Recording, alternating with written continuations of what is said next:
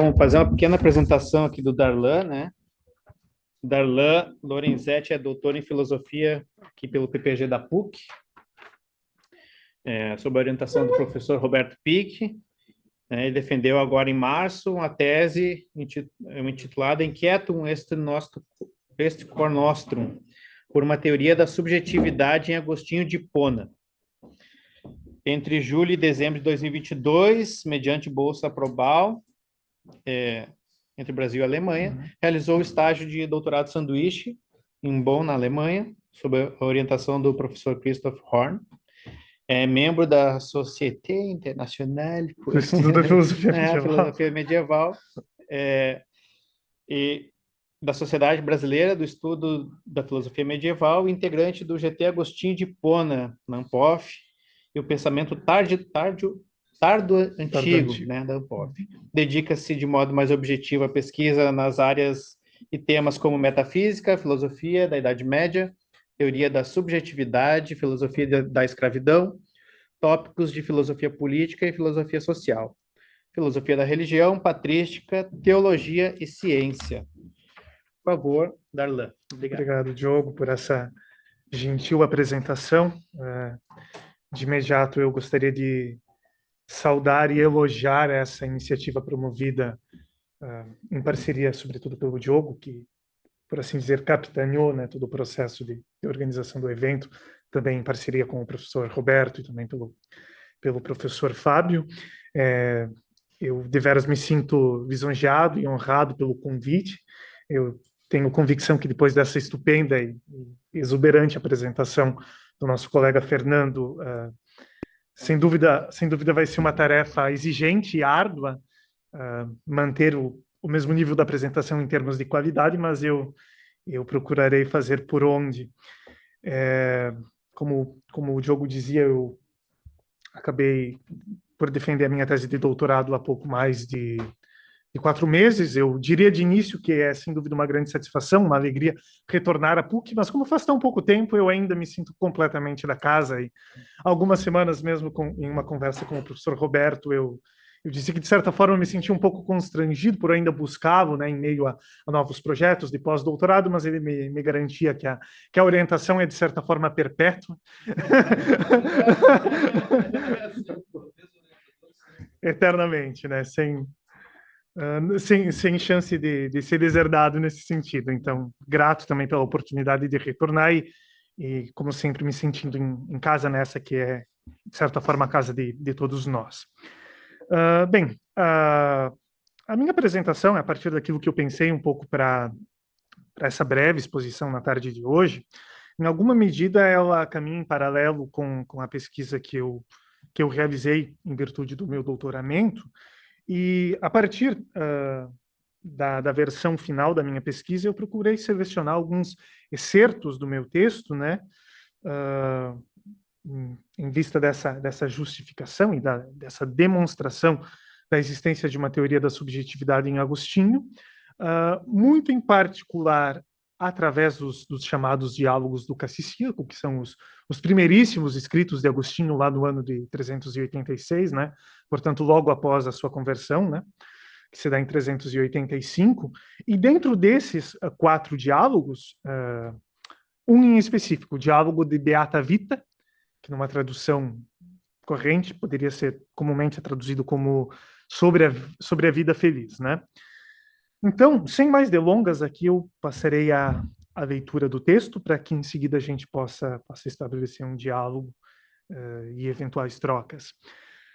Segundo o Philip Carey, que contemporaneamente talvez seja um dos principais investigadores dessa teoria da interioridade no pensamento de Agostinho, um lembrete sempre importante é o fato de que questões como a felicidade, como meta da vida humana, a sabedoria como contemplação da verdade, como essência dessa felicidade, e finalmente a virtude como caminho prático para o alcance da sabedoria, já haviam sido, muito antes de Agostinho, razão de obstinada inquietação por parte, por exemplo, da tradição platônica, com a qual Agostinho dialoga de forma tão fecunda. Então, nesse sentido, o interesse de Agostinho não contém em si um traço de originalidade, se nós pensarmos na história da filosofia em seus cânones. No âmbito das ações, portanto, da filosofia prática, os platônicos acreditavam que a virtude ética envolve a purificação do apego às coisas inferiores, daquilo que é externo, sensível, temporal, e uma conversão às coisas superiores, portanto, que é interior, inteligível, eterno. Esse pressuposto estabelece a seguinte implicação: tomar um caminho seguro e eficaz em direção à obtenção da felicidade plena e verdadeira é algo condicionado ao correto e bem ordenado amor à beleza do divino. A centralidade do tema felicidade para a filosofia antiga é fato unânime para a fortuna crítica.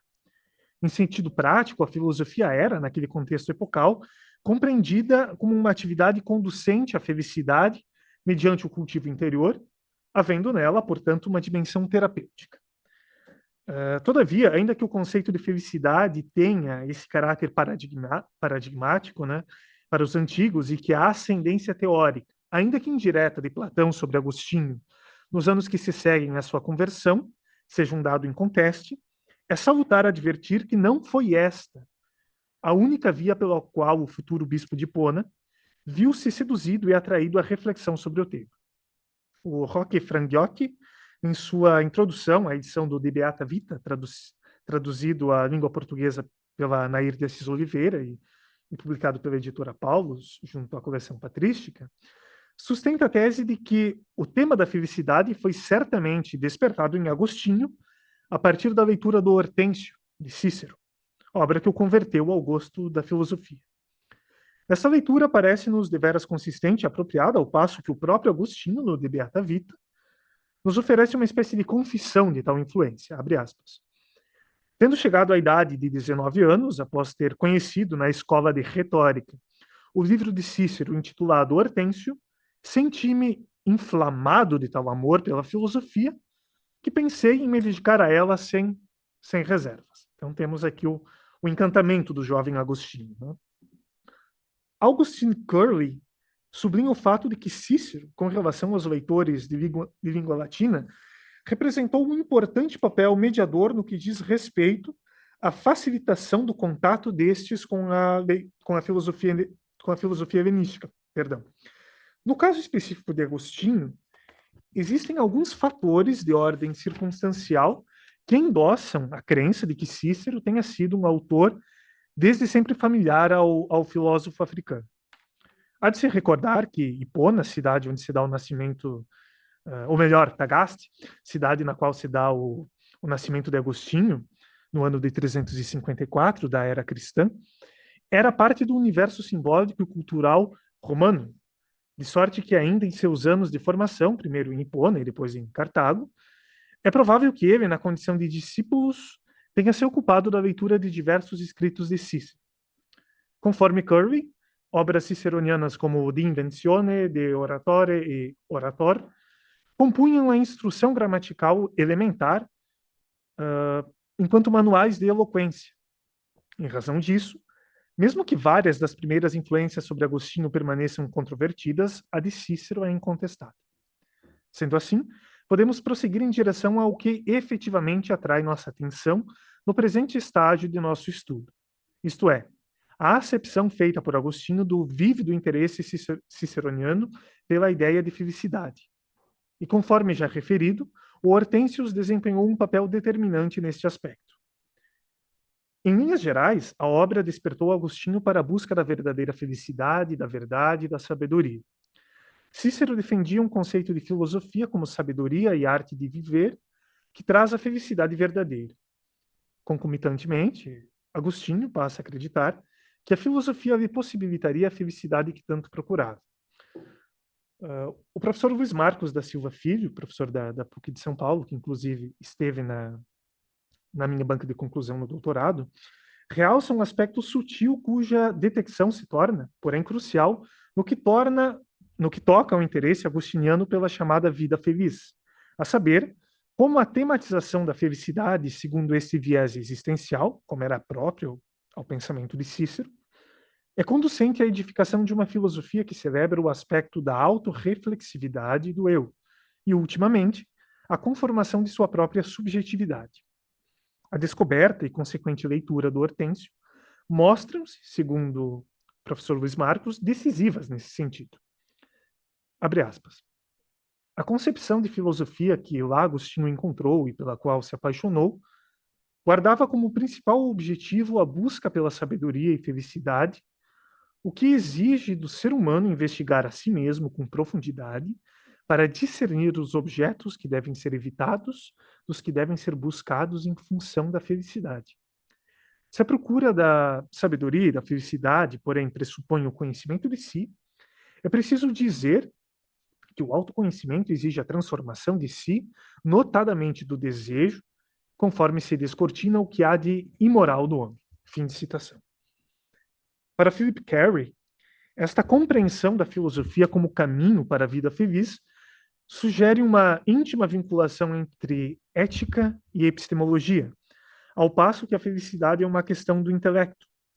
As operações de nosso aparato intelectual nos possibilitam empreender uma espécie de conexão natural com a realidade divina. Não é em vão que, já no preâmbulo do De Beata Vita, Agostinho faça uso da imagem do porto da filosofia, descrevendo a vida humana como jornada de retorno a este porto. O intelecto é, pois, uma capacidade inata, com a qual somos equipados e por meio do qual nos é possibilitado ver aquela verdade eterna, perfeita e imutável, fonte última de nossas aspirações. O aspecto ético intrínseco a esse processo diz respeito aos meios empregados para o alcance da felicidade enquanto bem último do intelecto. E talvez, que é uma suposição de fato, já no parágrafo inaugural do De Beata Vita, Agostinho esteja insinuando algo que será muito, muito caro, propriamente, na fase daquilo que o Robert Dodaro, por exemplo, chama de o segundo Agostinho, uma fase da obra de Agostinho mais precisamente demarcada a partir do ano de 395, quando ele redige uma carta chamada Ad Simplicianum, e que, por assim dizer, demarca o início da fase antipelagiana de Agostinho. Sobretudo, a partir desse momento, existe um influxo bastante considerável a respeito da compreensão de Agostinho com relação aos poderes da vontade livre. Mas, de alguma forma, talvez seja justamente possível inquirir se já aqui, no De Beata Vita, não haveria uma centelha dessa percepção de que, por si próprios, a vontade e o intelecto humano seriam incapazes de tal consecução, de maneira que, diria o Agostinho Maduro, segundo Agostinho, de maneira que a graça precisaria vir até eles em socorro.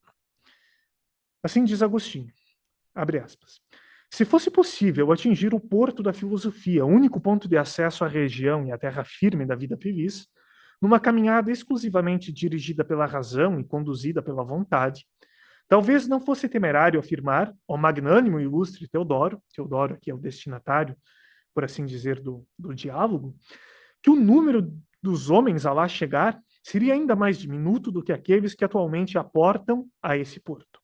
Já tão raros e escassos se apresentam a eles. Poucos saberiam qual o caminho de retorno ou que esforços empenhar, caso não se levantasse alguma tempestade, considerada pelos insensatos como calamitosa, para dirigi-lo à terra de suas ardentes aspirações, pois são navegantes ignorantes e erradios. Fim de citação. O fato de esse raciocínio ter sido formulado e expresso em um texto ainda exordial de Agostinho, como eu dizia de início, no ano de 386, talvez o torne ainda mais emblemático e intrigante. Ao narrar, metaforicamente, o regresso tempestuoso dos homens, aquilo que Agostinho poeticamente chama, né, de o porto da filosofia, ele acaba por deflagrar a presença de um elemento que, já aqui, no De Beata Vita, servirá decisivamente à edificação de sua teoria da subjetividade. A condição humana é constituída por um radical senso de insuficiência em seu estado atual na ordem da temporalidade e das coisas terrenas. Para o Mark J. Bond, autor do The Conversion and Therapy of Desire, Augustine's Theology of Desire, em Cassiciacum Dialogues, a frase de abertura do De Beata Vita também transmite nossa incapacidade de alcançar a felicidade por nós mesmos. A sua completitude e realização condicionam-se a um movimento de retorno às fontes de seu ser, morada definitiva e porto no qual reside a verdadeira felicidade. O John Busanic, ao examinar o tratamento que Agostinho dá ao conceito de felicidade, situa-o como um pensador filiado a uma tradição eudaimonista. O seu eudaimonismo, né, abre aspas, como o de seus predecessores clássicos, considera a beatitude, que no latim de Agostinho, a beatitudo, como um estado objetivamente desejável de bem-estar que represente o cumprimento ou então a autorrealização da natureza humana. Veja que não é de maneira alguma um objetivo modesto. Todavia, é preciso pontuar que, ainda que sua doutrina da felicidade, sob certo sentido, sob certo aspecto, coincida com pressupostos presentes em escolas como o platonismo, o aristotelismo, mesmo o estoicismo, também contém aspectos que as distinguem e fazem com que não seja uma simples acepção dos modelos pregressos. Um spoiler, essa diferença fundamental, eu diria que é o elemento da graça, sobretudo.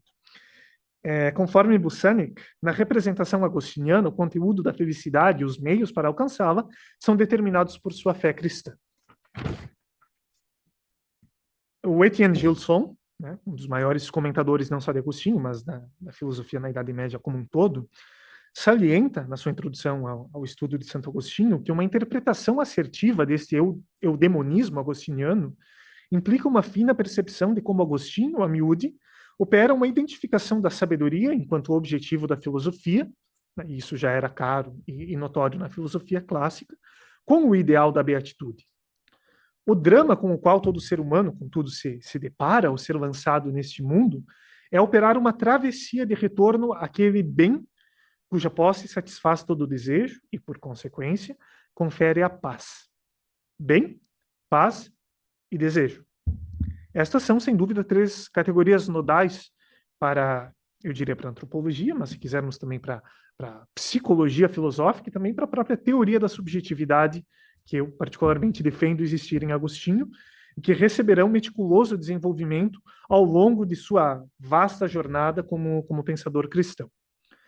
O único bem que pode, de fato, conferir ao homem a paz verdadeira e repousante, que deve, portanto, representar sua suma aspiração, adivinhem, é Deus.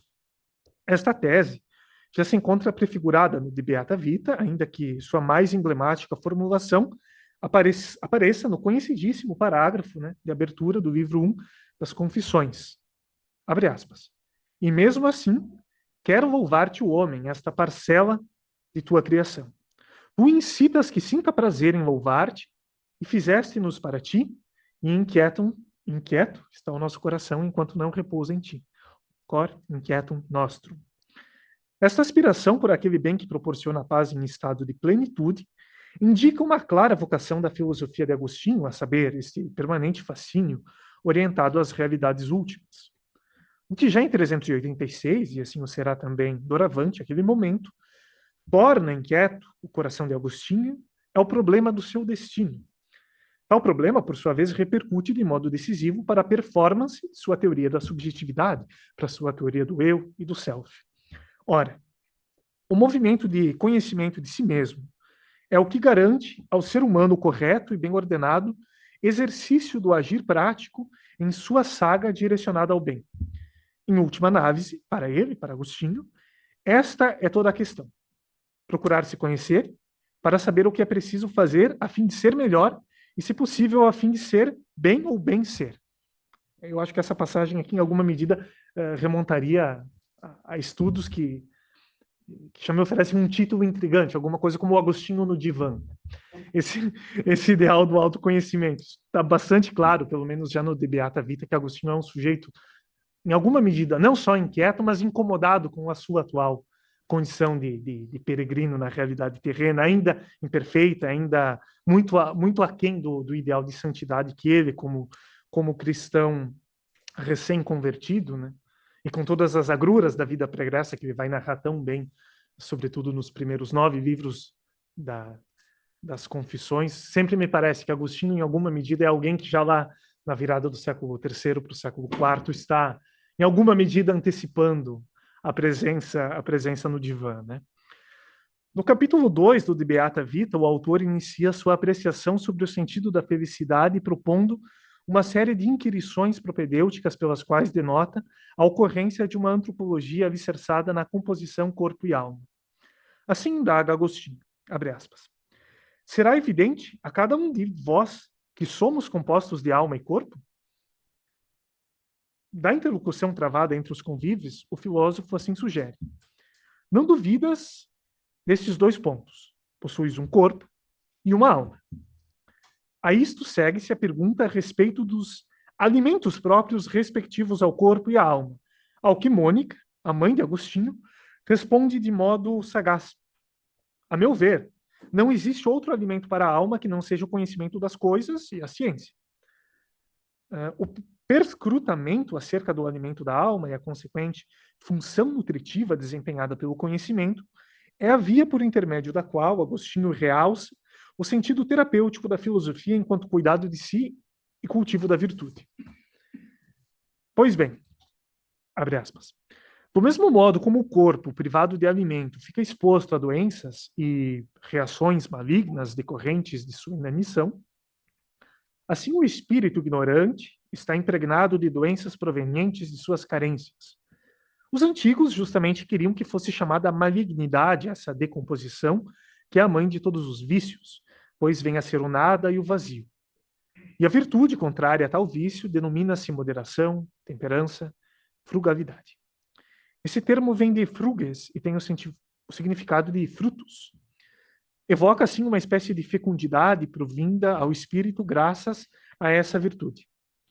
Por outro lado, nequícia vem da palavra nihil, nada, que lembra a improdutividade. Com efeito, pode-se chamar nada aquilo que escoa, decompõe, dissolve, não cessa, de certo modo, de se deteriorar e perder. Por isso, os homens sujeitos ao vício da malignidade, ao vício da nequícia, são chamados perdidos. Ao contrário, quando existe algo que perdura, se mantém, não se altera e sempre fica semelhante a si mesmo, aí está a virtude. Fim de citação. E sim, é bem provável que com esse fragmento aqui seja suficiente para se compreender que Agostinho, em alguma medida, conheceu Platão. O fragmento supracitado nos parece amplamente iluminador no que concerne a associação semântica que está sendo proposta por Agostinho no De Beata Vita. O professor Luiz Marcos da Silva Filho, mais uma vez, qualifica a explanação contida no fragmento referendado como um passo significativo empreendido pelo filósofo africano. Abre aspas. Com efeito, a ignorância da alma, a carência anímica de alimento próprio, identifica-se com a perversão moral, a malignidade, a nequícia, que mais do que um vício é o vício originário de todos os outros. O vício, ou a ausência de virtude, põe-se como a doença da alma. Fim de citação. A alma adoece ao passo que se vê desnutrida do conhecimento, de maneira que a dinâmica que é aqui estabelecida acaba por conjugar e situar em íntima relação os âmbitos do conhecimento e da moral. Se sou pleno de ciência ou virtuoso e vice-versa. Conhecimento e moral parecem não existir isoladamente um do outro. Em certa medida, há já aqui um desenho bem elaborado de qual será o programa metafísico com o qual o filósofo, efetivamente, irá se comprometer a partir de sua conversão ao cristianismo. Como já sobrelevamos, Agostinho será um inconteste tributário do platonismo. O que ocorre é que nos escritos do Cassicíaco, tais matizes platônicas aparecem de modo sobremaneira ostensivo. As intensas leituras dos textos dos neoplatônicos, feitas pelo recém-convertido quando de seus anos como professor de retórica em Milão, certamente ainda ressoavam constantemente em seu imaginário. Subjacente a esta contraposição entre o nihil, que se escoa, decompõe, dissolve, e não cessa, de certo modo, de se deteriorar e perder, e esse outro algo que perdura, se mantém, não se altera, e fica sempre semelhante a si mesmo, reside, sim, a metafísica platônica e sua teoria das ideias. Esse tensionamento entre o ser, que é sempre o mesmo, e o não ser, que ao mudar se corrompe, é um ponto nevrálgico do platonismo. Por conseguinte, um conceito central para as reflexões de cunho metafísico empreendidas por Platão é o conceito de ideias. Conforme recorda Giovanni Reale, o ser das ideias é aquele tipo de ser que é puramente inteligível e incorpóreo, que não nasce nem perece de maneira alguma e que é em si e por si, em certo sentido pleno. Esta indissociabilidade semântica entre o ser verdadeiro e o ser em si, e a identidade consigo mesmo, foi explicada por Platão no diálogo Fédon. Abre aspas. Então, prosseguiu, retomemos o tema da discussão anterior. Aquela ideia ou essência, a quem nossas perguntas e respostas atribuímos atenção a essa expressão, a verdadeira existência. Conserva-se sempre a mesma e de igual modo? Ou será de alguma forma, ora de outra?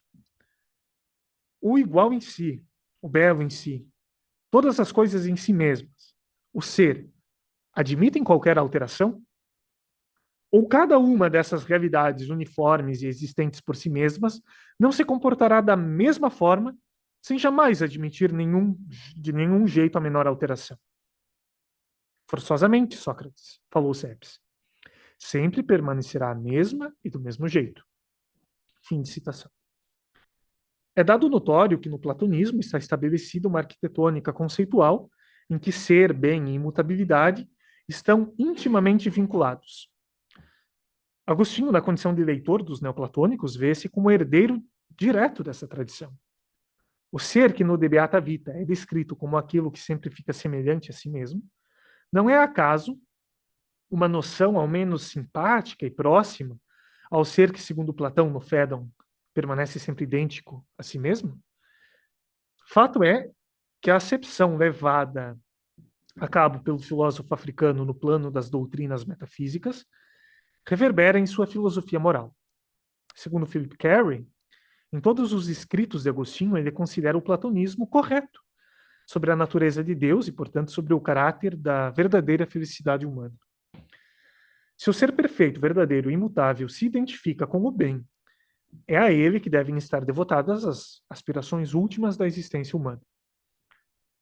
O raciocínio expresso, ao fim do parágrafo anterior, e que pode, por conseguinte, ser situado como a tese fundamental do diálogo, encontra-se deflagrado no segundo capítulo do De Beata Vita, no parágrafo 11, sendo sintetizado por Carey nos seguintes termos: buscar a felicidade verdadeira significa buscar a Deus. Enfim. Entretanto, alguém haveria de inquirir com justiça como se dá precisamente esta amálgama entre sentidos, entre possuir um bem imutável e obter a verdadeira felicidade. O próprio Agostinho interroga os seus interlocutores. É infeliz quem não possuir o que deseja? A resposta é afirmativa. A indagação que pende daí versa, então, sobre o que precisa ser obtido para que o homem seja feliz. Agostinho é contumaz na apresentação da solução. A felicidade equivale à posse de um bem que permaneça e que não pereça, o bem que sempre fica semelhante a si mesmo, e assim dizer. Abre aspas. Isso significa ser necessário que se procure um bem permanente, livre das variações da sorte e das vicissitudes da vida.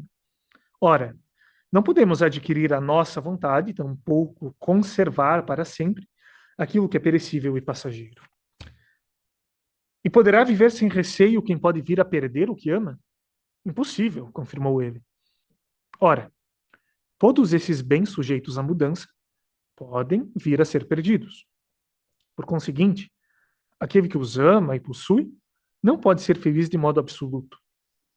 Ainda que alguém tivesse a certeza de não perder tais bens frágeis, contudo, nunca viria a se contentar com o que já possui. Portanto, a pessoa seria infeliz pelo fato de querer sempre mais. Por conseguinte, estamos convencidos de que se alguém quiser ser feliz, deverá procurar um bem permanente que não lhe possa ser retirado em algum revés de sorte. Então, qual a vossa opinião? É Deus eterno e imutável? Eis aí uma verdade tão certa que qualquer questão se torna supérflua, interveio Licêncio. Logo, quem possui a Deus é feliz. Fim de citação.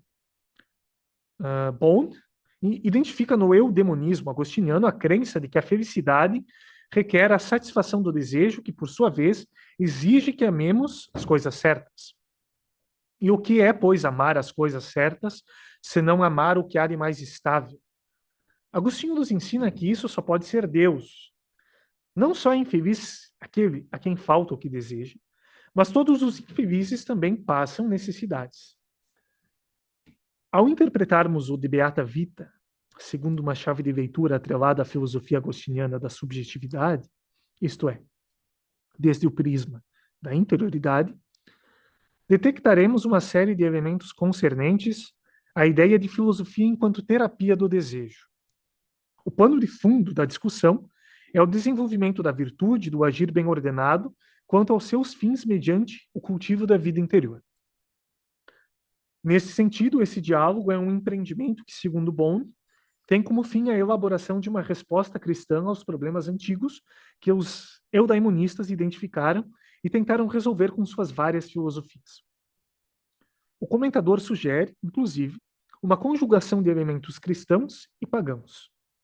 Do ponto de vista da intersecção entre terapia da vida interior e doutrina ética, seguramente decorreriam investigações fascinantes e riquíssimas, assim como das eventuais aproximações do pensamento agostiniano para com a noção estoica de ataraxia. Se no capítulo 2, Agostinho se empenha em demonstrar a seus amigos e familiares de que modo ser feliz estava condicionado ao ato de possuir a Deus, tal dedução faz suscitar novas arguições pertinentes, especialmente aos significados de tal posse, questão enfrentada no capítulo 3. Ao problema relativo à semântica do termo posse, liga-se o problema em torno do que vem a ser a procura.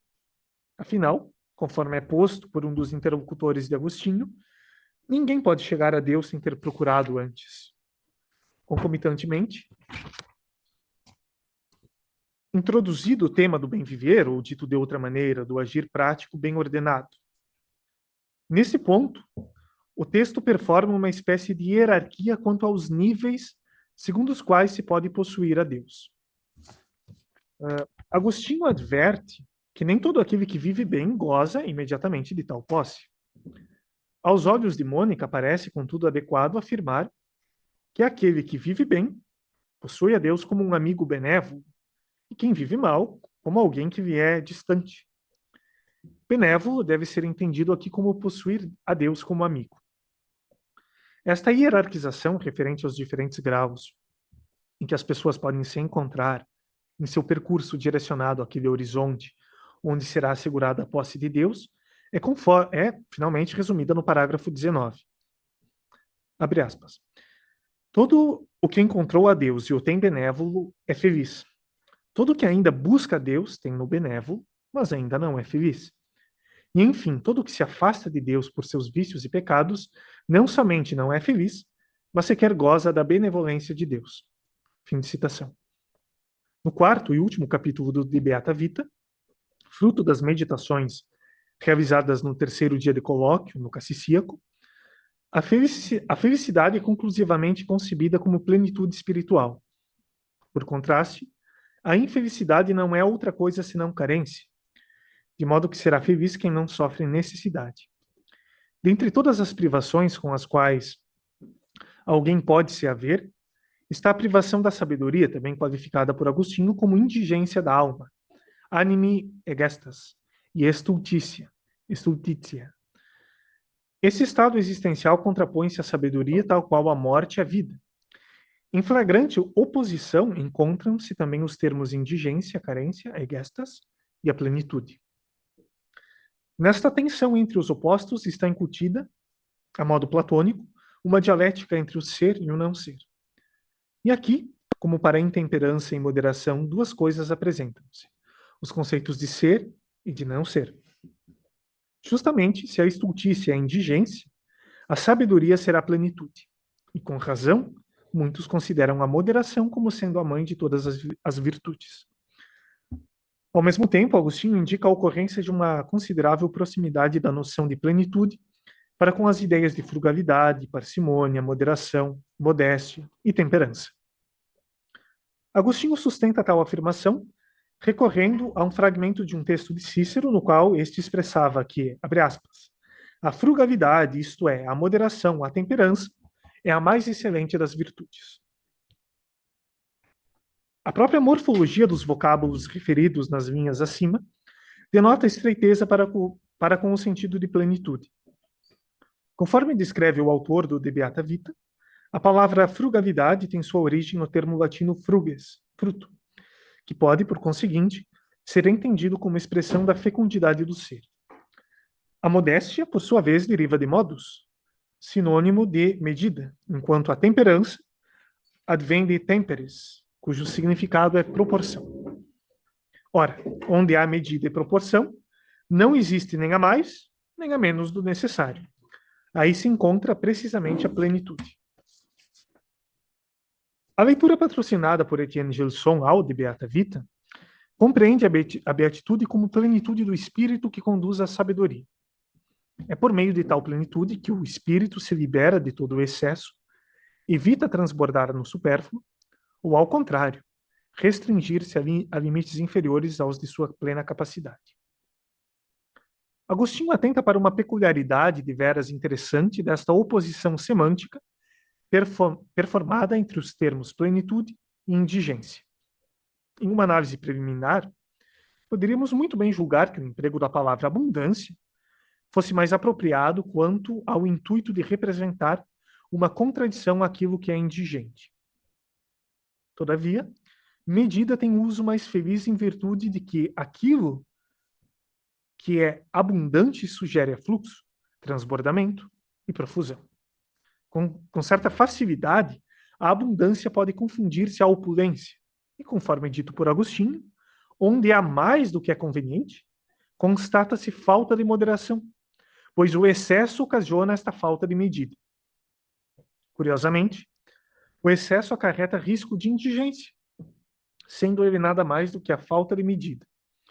Finalmente, obtém-se a dedução de que a sabedoria e a plenitude estão imbricadas em uma relação de identidade. E Agostinho, no capítulo 4º, parágrafo 32, vai dizer, abre aspas, logo, a sabedoria é a medida da alma, pois ela é, evidentemente, o contrário da estultícia.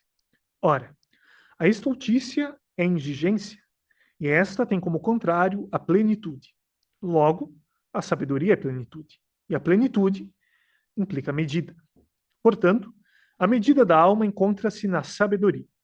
Donde o famoso aforismo que obteve justificada glória pode ser de máxima utilidade para a vida. Nada age em demasia. Fim de citação. Nos parágrafos seguintes, 33 e 34, Agostinho advoga em favor da tese de que a obtenção da vida feliz está condicionada à posse desta sabedoria. Haja vista que nos parágrafos anteriores a sabedoria fora definida em correlação com a plenitude, há de se inferir que é feliz aquele a quem nada falta. Isto é, ser feliz não é outra coisa do que não padecer necessidades. E isso é também ser sábio. O conteúdo elementar da sabedoria é, pois, a noção de medida ou ou moderação. E este é um dado valioso quanto à identificação, já no ano de 386, de traços de uma teoria da subjetividade no pensamento agostiniano. Ressalte-se aqui o aspecto fundamentalmente terapêutico de sua filosofia ética, cujo intuito maior é a orientação da vida prática conforme princípios virtuosos e condizentes à sabedoria. Agostinho assim se expressa, abre aspas, a sabedoria é simplesmente a moderação do espírito, modus animi, isto é, aquilo pelo que a alma se conserva em equilíbrio de modo a não se dispersar em excessos ou encolher-se abaixo de sua plenitude. A eudaimonia agostiniana pode, entre outras óticas, ser vida como uma terapia do desejo. A sabedoria é posta como uma espécie de princípio regulador da alma em sua vida interior, de forma que impeça que o ser humano, ao recair nos vícios da intemperança, distancie-se da vida feliz. Outro sim, a sabedoria é uma medida sem a qual a alma atira-se em excesso na direção dos prazeres, da ambição, do orgulho e de todas as outras paixões do mesmo gênero. Novamente, temos Agostinho no divã aqui. A conclusão do parágrafo 33 é de que possuir justa medida e sabedoria é a condição de possibilidade da vida feliz. Contudo, Agostinho está igualmente convicto de que o gozo de um estado pleno de sabedoria e contemplação da verdade só é possível em outro plano de existência que não o das coisas transitórias e perecíveis. A condição humana, em sua subjetividade, parece ser ininterruptamente impregnada por este senso de insuficiência, pela experiência do ainda não e, por consequência, por um irresistível anseio pela plenitude. Ao submergir em si mesmo, no mais recôndito do seu ser criatural, o humano se autopercebe como peregrino que sonha regressar, primeiramente, ao porto da filosofia, criatura sedenta cuja aspiração última é beber da fonte de seu ser, fonte essa que está para além do porto. Outro sim, em cada um de nós, reside certo impulso interior que nos convida a lembrar-nos de Deus, a buscá-lo, a sentir sede dele. Sem nenhum fastio, jorra em nós dessa mesma fonte da verdade. Pouco adiante, Agostinho recorda que tal jornada é ininterruptamente tensionada pela incompletude e pelo ainda não. Condições que se apresentam como um emblema de nossa insuficiência ontológica e de nossa condição fragmentada na ordem da finitude. Abre aspas. Enquanto estivermos em sua busca, somos forçados a reconhecer que ainda não nos saciamos da água dessa fonte, dado que a perfeita plenitude das almas, a qual torna a vida feliz, consiste em conhecer piedosa e perfeitamente por quem somos guiados até a verdade, o Pai. De qual verdade gozamos, o Filho, e por qual vínculo estamos unidos à suma medida, o Espírito Santo. A contemplação da unidade substancial da Trindade Divina pode, de acordo com Carey, implicar na identificação da concepção clássica da felicidade com o termo bíblico vida eterna. Se a consumação da vida feliz só se dará quando estivermos para além do plano da imanência e da temporalidade, diante, face a face, né, para usar uma expressão tipicamente paulina aqui, face a face diante do Deus uno e trino, sucede que a beata vita seja necessariamente a eterna vita. Tal conjugação semântica constitui, na avaliação de Carey, um elo central para a síntese de Agostinho da filosofia clássica e da fé cristã, representando também um de seus grandes méritos enquanto pensador radicado no contexto da transição da Antiguidade Tardia para a Idade Média. Embora tenhamos colocado significativa ênfase na conotação terapêutica da teoria da felicidade agostiniana, aspecto que inegavelmente o aproxima de abordagens elaboradas pela filosofia antiga, especialmente nos sistemas éticos formulados por neoplatônicos e estoicos, parece-nos oportuno e prudente finalizar nossa exposição através de uma nota cujos fins servem a justas e imperiosas distinções. O Sanic nos auxilia em tal tarefa, atentando para o fato de que na obra de Agostinho, cuja composição se dá ao longo de mais de 4 décadas, não há exatamente uma linearidade quanto ao entendimento de determinados temas. Ainda que escritos do primeiro Agostinho, como é o caso do De Beata Vita, dos demais diálogos do Cassicíaco e do diálogos de Livro-Arbítrio, por exemplo, o autor subscreva a concepção estoica segundo a qual a virtude é suficiente para a beatitude, cuja obtenção depende de nossa autodeterminação racional, em obras da maturidade, como é o caso do De Civitate Dei, ou mesmo do Ad Simplicianum, como eu citava anteriormente, e também das próprias confissões, ele irá contrapor aquelas escolas filosóficas que haviam defendido a crença de que os esforços da razão humana seriam suficientes para o alcance da beatitude. Com efeito, o que Agostinho realiza é um enfrentamento ao paradigma anteriormente estabelecido. Segundo Busanic, ele considerava terrivelmente inadequada a psicologia moral clássica, na qual virtude consiste no controle racional das paixões. Temos aqui, então, um Agostinho mais modesto sob certo aspecto. Ademais, há no agostinianismo, em contraste com o platonismo e o estoicismo, um aspecto cuja relevância é de tal ordem que não pode em cenário algum ser desconsiderado. A vontade humana encontra-se corrompida quanto ao adequado exercício de suas potências deliberativas, sendo incapaz de eleger o bem de modo ordenado, sem o auxílio da graça divina.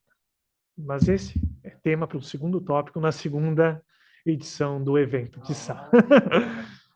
Obrigado, pessoal.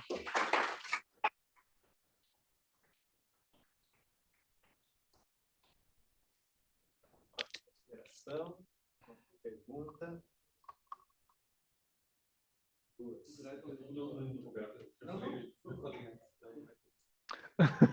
Então, parabéns pela apresentação. Eu tenho algumas observações, nem todas são perguntas, são notas, porque,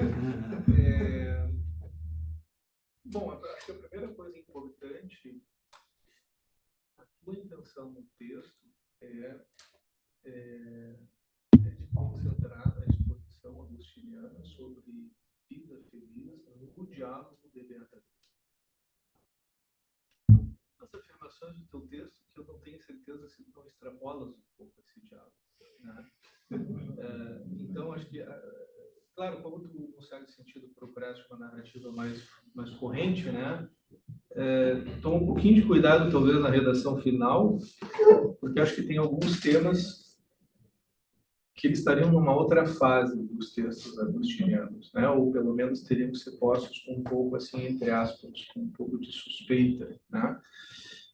A título de exemplo, esse que tu mencionaste no final, né? Eu confesso que agora não estou com o texto todo na cabeça aqui, né? Mas essa relação entre vita, beata vita e vita eterna, né?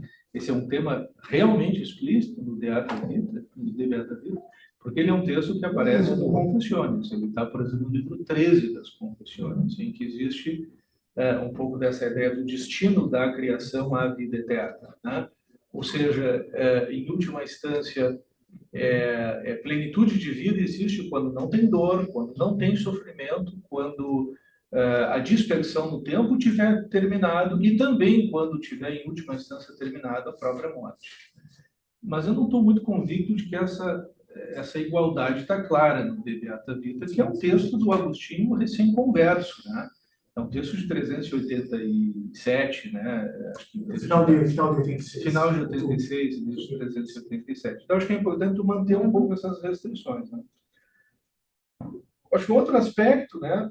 Deixa um pouquinho mais claro no texto como tu equilibras aqui a influência do Hortêncio, do Cícero e dos textos neoplatônicos, né? Acho que é importante ter em vista, por mais que se tenha reconstruído o Hortêncio por fragmentos, né?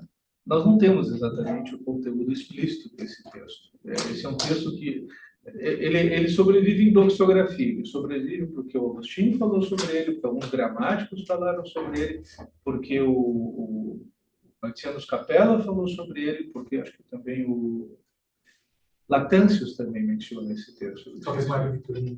Talvez Mário Vitorino. Mas tudo é meio especulativo. E o tema da posse do sumo bem, arguivelmente, não é um tema claramente do Hortêncio. O Hortêncio era um protrético num sentido mais estoico, num sentido mais exortativo, a isso que tu falas de terapia do desejo, ao controle nacional das paixões, à ordenação da alma. Mas o tema do sumo bem como objeto a ser possuído, inclusive num sentido que, sob certo aspecto, reifica a ideia do sumo bem, porque isso não é um tema claro em Platão, mas é um tema mais claro no neoplatonismo. Esse é um momento bem neoplatônico no De Beata Vita, e ele é coerente com o livro 7 das Confissões, né? Quer dizer, por que, num certo sentido, a visão agostiniana de Deus é realmente mais neoplatônica do que neoplatônica? O status ontológico do sumo bem em Platão não é claramente um status divino, é um status imutável, é um status incorruptível, é um status eterno, mas a sua reificação não é explícita. O neoplatonismo, por outro lado, fala do uno, fala do nous, fala da alma no mundo, tem inclusive um esquema triático. E, num certo sentido, ele, em alguns aspectos, se configurou como uma religião filosófica. Então, é importante que tu, acho que nuancies um pouco isso aqui no texto. Então, não é uma pergunta, é mais uma observação mesmo em relação ao teu texto. Acho que uma pergunta importante em relação ao teu texto talvez fosse a seguinte, né? Ok, terapia do desejo. Tá bom, vou conceder. Tá? Terapia do desejo. Mas não é novo isso aqui, né? Não é novo. Não. A terapia do desejo, aqui o Agostinho está completamente na esteira dos propósitos da ética, da terapia na ética antiga. Tá? A própria ideia aqui, acho que isso pode lançar um pouquinho também.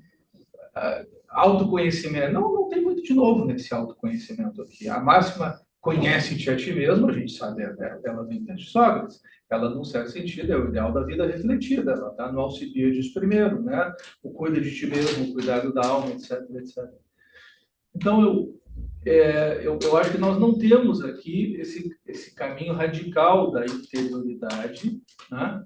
Tampouco o sentido de autorreflexividade, como a gente vai ter depois no De Trinitate, no Confessiones. Então, eu usaria de novo um pouquinho entre aspas aqui essa noção de autoconhecimento. Ela soa muito agostiniana, mas acho que ela não é muito original ainda aqui. Tá? A ideia de cuidado de si aqui não é muito nova. Então, a pergunta que eu te faria, certo, terapia do desejo, mas é terapia do desejo, já é terapia da vontade? Essas são coisas bastante diferentes, e a proposta agostiniana passa muito por essa distinção. Né? A terapia do desejo todo mundo fazia, mas a terapia da voluntas, né, nem todos fizeram. Acho que esse aqui é um elemento importante. Né? Inclusive, não existia. E o conceito não está sendo usado por Agostinho aqui, ele vai aparecer só no primeiro livro do Livro Gratuito, que é de 388. Então, acho que essas são cortes assim, importantes para que tu faças o teu texto. Claro que o teu texto ele provoca uma pergunta importante na historiografia, né? O Pierre Courcelles foi um dos propositores da ideia de que esse Agostinho aí dos Diálogos de Peça 5 se converteu ao neoplatonismo. Tá? Eu sei que esse aqui é um tema bastante debatido, porque ele exige aquele olhar, sim, nesse caso, autobiográfico das confissões. Né? Eu acho que não é uma tese correta, mas quais elementos não são neoplatônicos, em última instância? Porque a própria ideia de Deus está sendo apresentada como sublime. Aqui se está falando de uma espécie de ascensão filosófica, em grande medida intelectual, a sua percepção e a sua intelecção no mundo inteligível. Isso é completamente neoplatônico. Acho que é uma pergunta que, a partir do teu texto, ela retorna, porque a tua leitura pareceu bem neoplatônica do De Beata Vita, tal como tu fizeste, até aqui. E aí uma pergunta assim, provocando, pegando um pouco a anterior a palestra do Fernando, né? Tu deixas muito claro, e para mim essa é uma questão desse evento aqui, tá? Tu deixas muito claro toda essa preocupação agostiniana em que essa terapia do desejo, que em última instância é uma relação racionalizada com os desejos, porque ela passa pelo conhecimento do bem, não a aparência do bem, mas aquele bem que pode ser de fato objeto de acessão racional. Tu enfatizas um tema muito importante para o estoicismo do período imperial, leia-se Epicteto e Sêneca, a discriminação de bens permanentes. Em Epicteto, o único bem permanente é o controle que eu tenho da minha própria psique. É, por assim dizer, a minha autarquia. Ninguém pode me impedir de ser autárquico psiquicamente. Ele é uma espécie de bem autocontido. Tá? Mas quando tu fala de bens permanentes e objetivos, ou seja, essa para mim é a tese. Tá? De um ponto de vista filosófico, pode ter uma terapia do desejo sem que exista uma teoria objetiva do bem. Essa é a cisão entre terapia filosófica e psicologia contemporânea. Uma delas, pelo menos. Porque essa psicologia dos antigos aí, que quer que todo mundo seja feliz, quer que todo mundo seja saudável, quer que a terapia dê certo, quer que a Beata Vita seja para todo mundo, ela diz uma coisa muito específica sobre a possibilidade da terapia do desejo. Quem não é bom, não é feliz. Quem não é bom, não é feliz. Quem não conhece o bem, não tem bom desejo. E os bens são objetivos. É o bem da natureza humana, é o bem que a razão identifica, no certo sentido, um bem humano, um bem universal. Não é um bem muito singular, ou totalmente aqui na dimensão de reconstrói o teu aparato emocional e o reequilibra na medida da tua individualidade, ou o que seja. Tá? Para mim é uma questão importante, porque tu enfatizaste muito isso. Bens permanentes, bens objetivos, bens constatáveis por uma razão ordenada. Mas me parece que a gente tem uma tese forte, terapia do desejo, todo mundo fala disso hoje também. Mas os filósofos aí estão falando de uma terapia do desejo que tem como condição necessária o conhecimento do bem em termos objetivos. Não existe, portanto, uma alma saudável sem teoria normativa, a gente diria assim. Tu concordas com isso? É que eu acho que essa é uma questão fundamental para essa interação interdisciplinar. Então, eu posso continuar só para isso, claro. Depois. Eu parabenizo também Darlan, a gente acompanha há muito tempo, né, Darlan, brilhante pesquisador de Agostinho. E então, encerrados os elogios, vamos agora.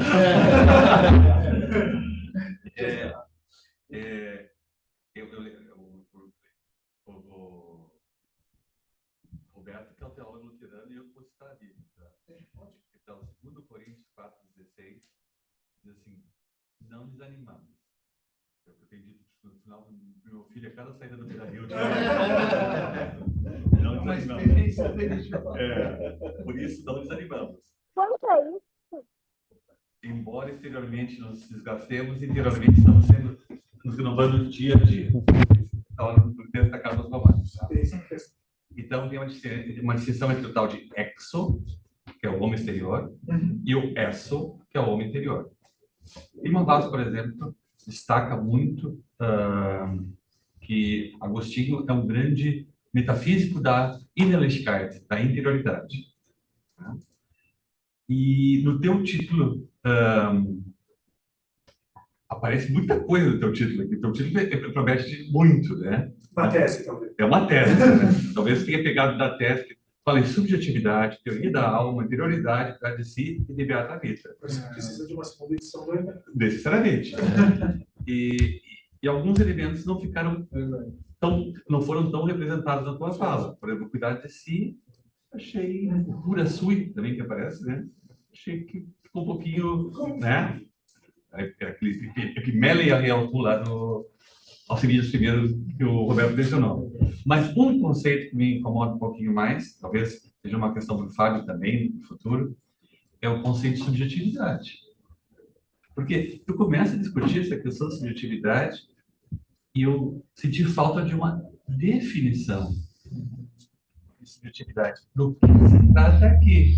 O Roberto Ferdinand falou que as condições não são, a stricto sensu, uma autobiografia.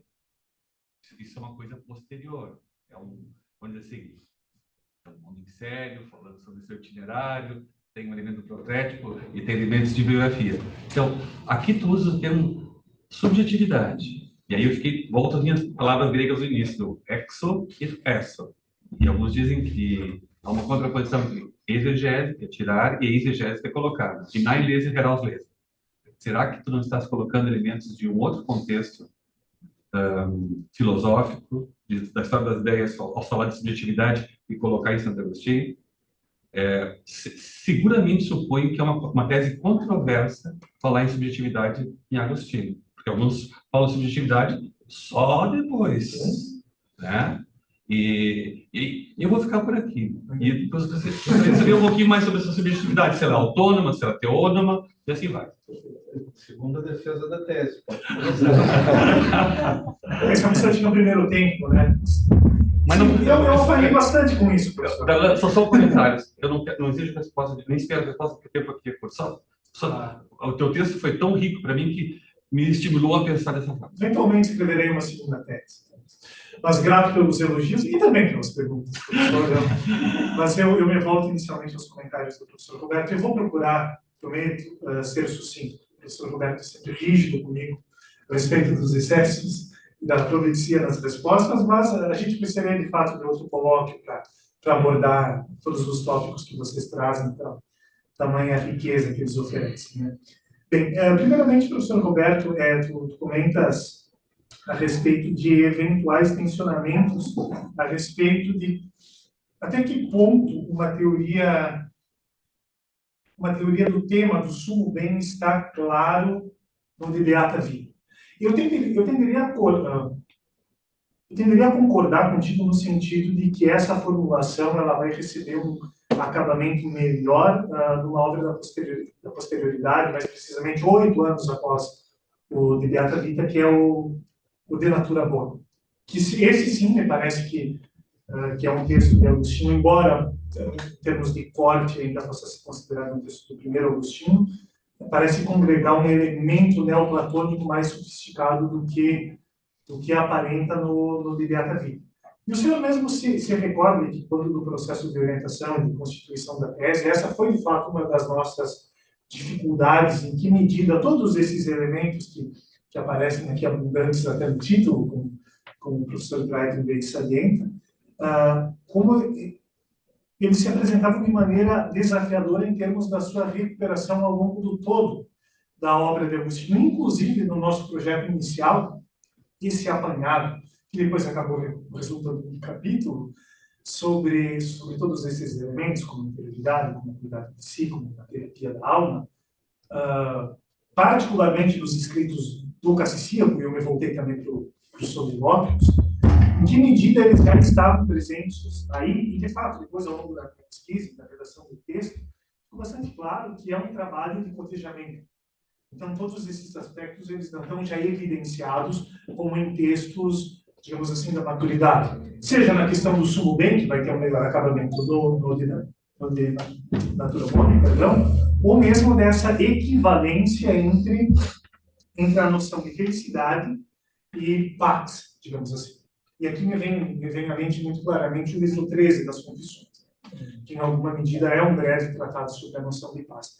Mas mesmo assim, professor, eu teria bastante convicção que algo que, ainda de forma implícita, e que, ainda que seja necessário esse cotejamento, não seria uma extrapolação estabelecer essa relação de concordância, ou ao menos de uma certa afinidade eletiva entre a felicidade e aquilo que é a eterna vida.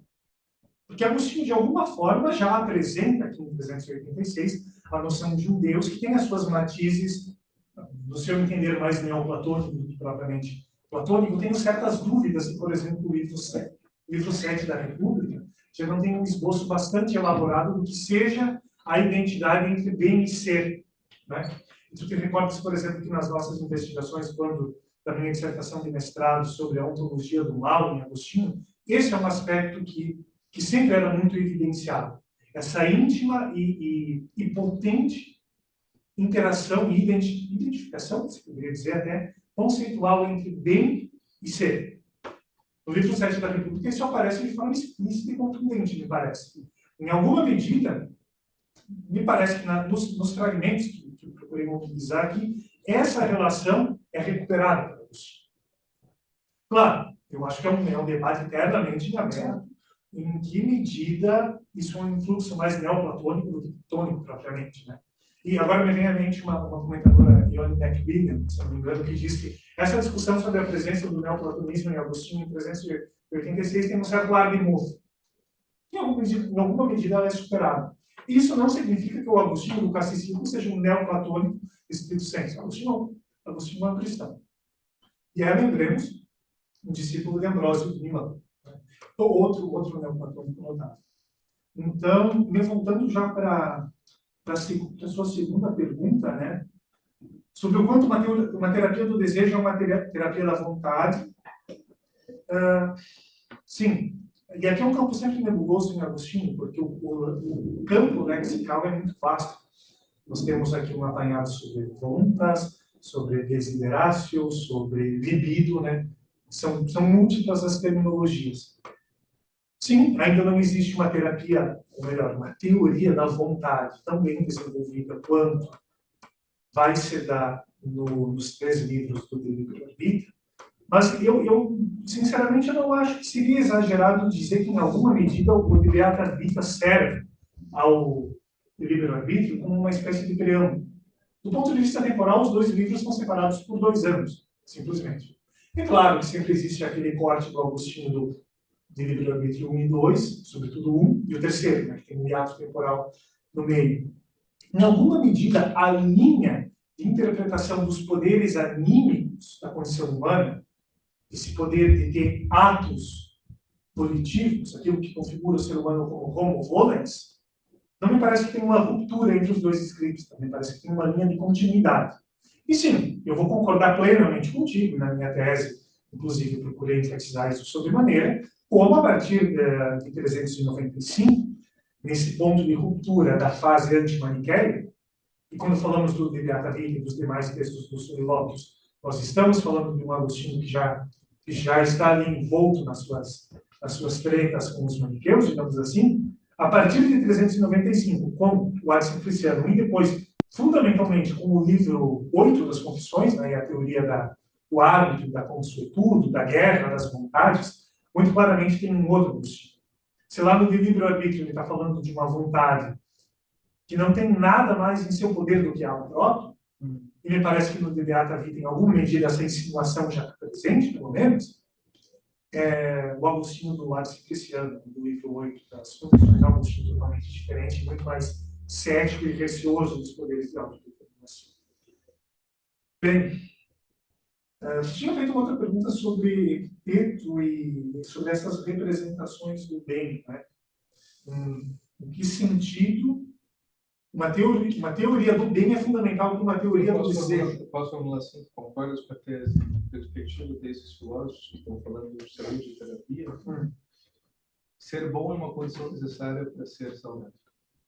Me parece que sim. Só que eu acho que aí irromperia uma segunda pergunta, que é a seguinte, que no fundo é uma pergunta talvez que transita aí na fronteira da ética com a metafísica. O que é o conhecimento do bem? Porque aí, e aqui é interessante, porque me parece que, em alguma medida, Agostinho vai beber e transitar em duas vertentes bastante distintas. Se, por um lado, na tradição histórica imperial, o bem é uma espécie de ideal virtuoso que se mostra na ação do sábio virtuoso, justo, me parece que na tradição platônica, neoplatônica, me parece que Agostinho, no De Beata Vita, vai muito mais por aí, certamente. Existe um conteúdo metafísico, ontológico, que, embora não reificado, eu acho que concordo contigo nesse sentido com relação a Platão, me parece que enseja um certo viés personalista. Eu não estou dizendo aqui que Platão tem uma teoria das pessoas, como Agostinho vai ter no Trinitate, dizendo isso, mas me parece que tem um elemento, um componente de uma metafísica dura, substancial, coisificada mesmo, se nós quisermos, que certamente no estoicismo não me parece existir. Vocês podem concordar comigo, mas é uma primeira apreensão que eu tenho. E voltando, finalmente, às perguntas do professor Drive, obviamente eu não vou conseguir esgotar aqui as inquietações, mas eu posso mandar a gravação da defesa, que eu quase 5 horas. Particularmente a professora Paula Lidiane Silva, lá da Universidade do Porto, por assim mesmo. Me torturou com esses vários questionamentos que me fizeram pensar muito. E certamente, professor, eu não tenho a menor dúvida que a demonstração de que em Agostinho existe uma teoria da subjetividade, claro, em termos canônicos, é um conceito que ele cheira a modernidade em todos os sentidos, é uma afirmação ousada, mas eu não creio que de maneira alguma presunçosa. E eu acho que, em alguma medida, muito embora a própria terminologia, sem dúvida, não existe, Agostinho, você pode procurar todo o léxico e não encontrará o termo subjetividade, eu acho que a gente tem leituras, e não sou só eu que estou dizendo isso, leituras suficientes que colaboram com a interpretação daquilo que, por exemplo, Charles Taylor, no Sources of the Self, que é uma obra que o senhor gosta muito, claramente vai dizer que a tradição ocidental deve a Agostinho, comumente, por exemplo, o professor Christoph Horn também patrocina e solidifica essa mesma leitura formulada pelo Charles Taylor, se deve a Agostinho o mérito pela virada da filosofia para o self, ou então, se nós quisermos, a virada para dentro. Então, nesse sentido, essa subjetividade que está em Agostinho, é evidente que ela é muito diferente do pensamento, a subjetividade que aparece em Kant, ou mesmo as teorias da subjetividade que depois vão se fazer presente em Hegel, então, na própria fenomenologia de Husserl. Husserl é outro mesmo que ao final, uma das meditações cartesianas referenda a Agostinho explicitamente, né? Um aforismo que aparece, salvo engano, no Libera Religione, diz lá, salvo engano, em latim alguma coisa que reddit in te, interiore homine habitat reddit, ou seja, permanência em ti mesmo.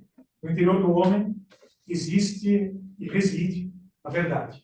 Então, eu acho que, em alguma medida, essa teoria da interioridade, em primeiro lugar, de Agostinho, ela oferece toda uma gama de elementos para se pensar essa autorreflexividade, seja já inscritos tão incipientes como no Beata Vita, seja lá no De Trinitate 420. É claro, com nuances muito distintas, por vezes com descontinuidades, com contradições, inclusive, mas e me parece que sim, apesar de todas essas descontinuidades e tensões, tem um elemento muito importante que perpassa todos os agostinos, que nós procuramos enfatizar sobremaneira na tese, que é a ideia que essa subjetividade, esse eu de Agostinho, esse moego aparece muito, não é um eu solus ipse, digamos assim, própria modernidade, é um eu fora dele. Ou seja, é uma subjetividade que se faz permanentemente no contraste, na presença do outro.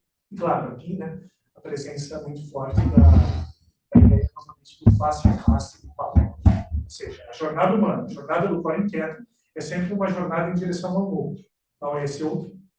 Eu ousaria dizer que é esse mesmo subo-bem que Agostinho está perseguindo já no Beata. Não sei se respondi satisfatoriamente, se falei demais. Com certeza. Muito obrigado. Com certeza. É isso. Obrigado.